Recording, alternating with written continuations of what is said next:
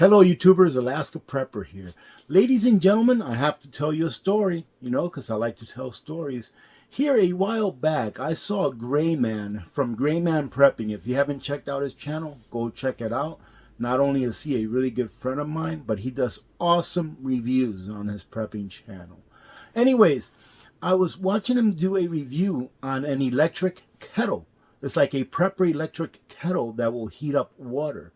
And I'm like, man, that is such a good idea. But then I thought to myself, man, but that's going to use up a lot of electricity. And because I have an electric kettle and it uses like 1,300 watts. And although they're efficient for times when the grid is working, I really wouldn't want to use an electric kettle using my solar generator. So I started looking for a different one to the one that he reviewed, because he reviewed one, and I forget the name, but I'll leave a link to his video so you can check it out.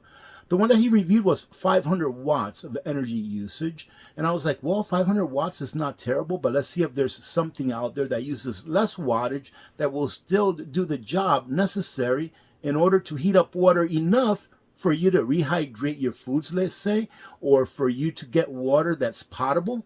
Heat it up enough to where it will pasteurize the water to make it potable, or even just to make yourself a cup of coffee during the apocalypse. So I went on the search and I found this right here. This is a little electric kettle that holds 2 cups of water and only works on less than 300 watts. Now, why am I looking at this? Why am I looking for an electric kettle for the apocalypse, ladies and gentlemen? Well, this is why right here. Because I've heard so many people so many times say, I'm not allowed to have any butane canisters in my apartment.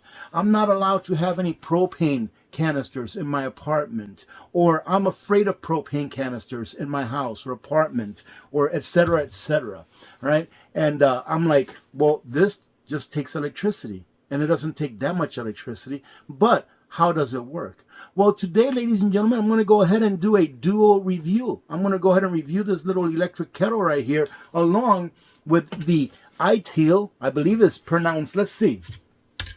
It is pronounced the ITEL 500 watt solar generator, and I just thought that this little solar generator right here is the perfect combination with this electric kettle, because we can determine how many watt hours of energy it uses for one use, and then all you have to do is divide those number of watt hours into the 500 watt hours that this brings for storable capacity, and we'll see how many times a full charge on a small solar generator like this we can get to warm our water or even boil our water. There are other ways that you can get water hot, but I would not consider them as efficient as using this method right here or using your butane and propane method. You can also use this. I think this is a great way to heat up water, and it works. I've actually cooked rice in a pot using this before, and it actually works. However, how efficient is it and how cost effective it is? Believe it or not, these candles that come in these UCO candeliers, they are pretty expensive, all right? They can get pretty pricey if you're using them all the time, all day long. Is it a great idea to have one of these? I think it's a great idea to have one of these. And these little things out here, they put out a lot of heat. But again, today we're going to go ahead and make ourselves a cup of coffee, all right? Using our little electric kettle and using our ITEL solar generator. First, let me go ahead and show you what this came with.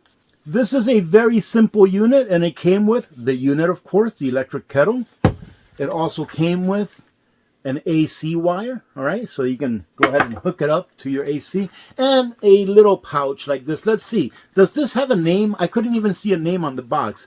The name is Hasp So. So it comes with a little pseudo leather pouch that you can put it in. No harm, no foul, but this is really what we're interested in.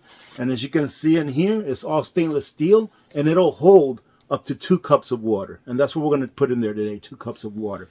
Now, the ITEL solar generator, as I stated before, is a 500 watt solar generator, so 500 watts continuous output. It also stores 500 watt hours of energy. This has a lithium iron phosphate battery, so a LiFePO4 battery, which gives it a rating of about 3,500 cycles of full discharge and charge cycles, which means that this thing, if you use it every day, ladies and gentlemen, it's going to last probably about good 10 years of everyday use.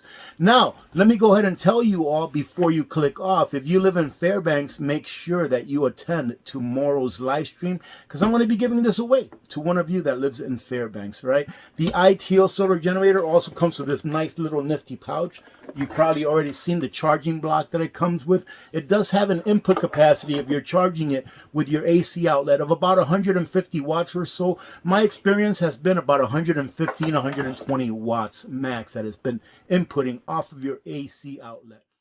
However, ladies and gentlemen, the input on this off of solar is not bad for a small solar generator. You can suck in about 300 watts of solar at any given time. So that's pretty good that you can charge this in about, I would say about 1.5 to 2 hours with solar. Not bad at all. Let's see, the other stuff that this brings is an XT60 connection along with your MC4 for your solar panels. It also brings a car adapter so that you can charge it with your car at about 100 watts or so per hour. It also brings a connector for a cigarette lighter that you just go ahead and put in here. And then you can connect something that a cigarette lighter in a car would take. Now, before we continue, ladies and gentlemen, with our little experiment, let's go ahead and finish telling you about the ITO solar generator. Like I said, this is just a small solar generator that you can use to power your electronic devices, personal devices, something like this. We'll have to see how it works with this. I'm very excited about this, by the way. I really like, to tell you the truth, the screen that this has. Let me show you. To turn it on, it's just a long press. And your screen comes on, but the numbers are nice and crisp, and they're very easy to read. And everything on this works pretty much like any other solar generator. Like I said, it's very simple. That's one of the things that I like. So in order to operate your DC, you can see that it comes with 3 USBs and 1 USB-C and 1 5521 port. All you have to do is press DC. And you can see that they turn on. Now you can operate your USB ports. Same thing with AC, ladies and gentlemen. This is simple. Like I said, press your AC. It's going to be a long press for your AC. And you can see that it turns on and it shows you that it has a pure sine wave, which means that it's adequate for sensitive electronic devices. You have your cigarette lighter here as well. So it gives you an additional cigarette lighter attachment if you need to use it, along with the one that it brings you. And one thing that I like about this, that not all solar generators have, they usually have like a flashlight if they come with a lantern or a flashlight that's in the back. This one's right here in the side. So in order to turn it on, it's just hitting this right here. You see how it turns on? Let's go ahead. See this? Now that's high. Now it's going to be a SOS. That's SOS. And it's off. So medium, high, SOS, help me please, off. Now that's pretty much everything, ladies and gentlemen, that this little solar generator will do. Let's go ahead and heat up some water because I am really having a hankering for some coffee. I've only had 1 cup today. Now, in order to plug this in, it's very simple. It's kind of dummy proof. You can only do it one way and it's ready to go. Here's the inside. It has a capacity of 2 cups and it does have a vent. That way, if this thing boils, it won't boil over on you. So let's go ahead and pour some water in here, turn it on, and get some coffee. Now, ladies and gentlemen, you're seeing that it's on. And all we have to do is touch this. See, check that out. It's saying 212 degrees. And look at this. It's actually starting to work. All right, I don't have anything in this. I don't recommend you do this, but look. It's pulling 239 watts right now.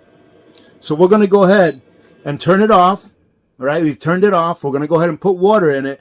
And although I don't think that you really need to bring water to a boil in order to make your water potable or in order to like rehydrate freeze-dried foods and such, or just make yourself a cup of coffee, we're going to go ahead and bring this up to a boil once we start it. And I'm going to put a timer on it to see how many minutes it takes for it to come up to a boil. And also, more importantly, you can see that we're at 100%.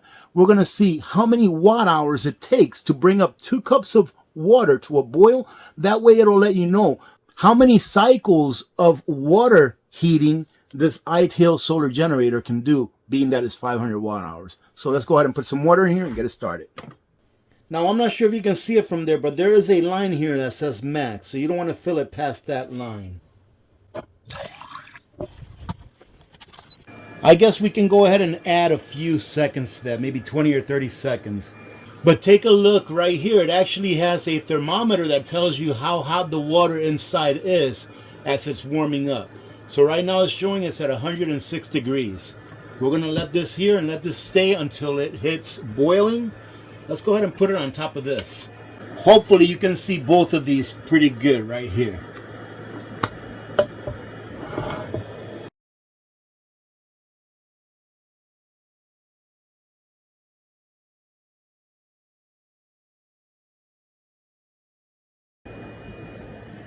All right, ladies and gentlemen, as you can see, it's at 206 degrees. And as soon as it hit about 204 or so, you can see that it's taking a lot less wattage. That means that this machine is being very careful as to not get to boiling very fast. Now, I stopped it at 206 degrees, and you can see that it took 10 minutes. It says 9:44 here. And we had to add about 20 seconds or so from the beginning. So we can say 10 minutes. But more importantly, we can see that it took 10% of our watt hours. Let me go ahead and turn this off. But as I was saying, ladies and gentlemen, it took about 10% of our watt hours. Now, I do believe, I'm going to go ahead and look this up, and I'm going to go ahead and leave it up here.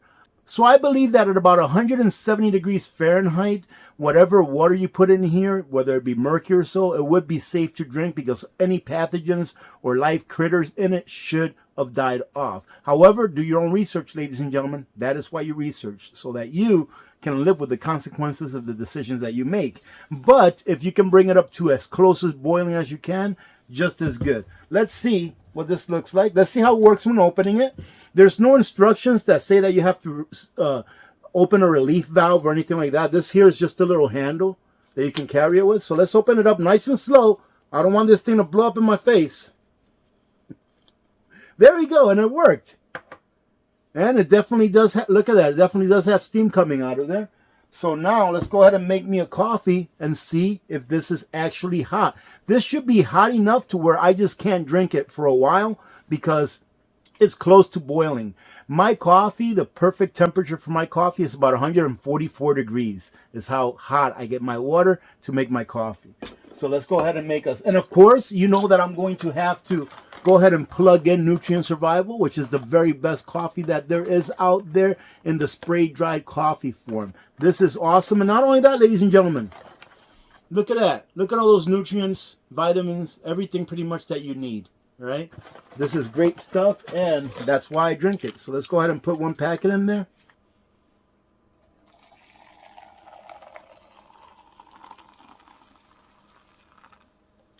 Oh boy. I tell you what, that water is very hot because I can feel it come through right away.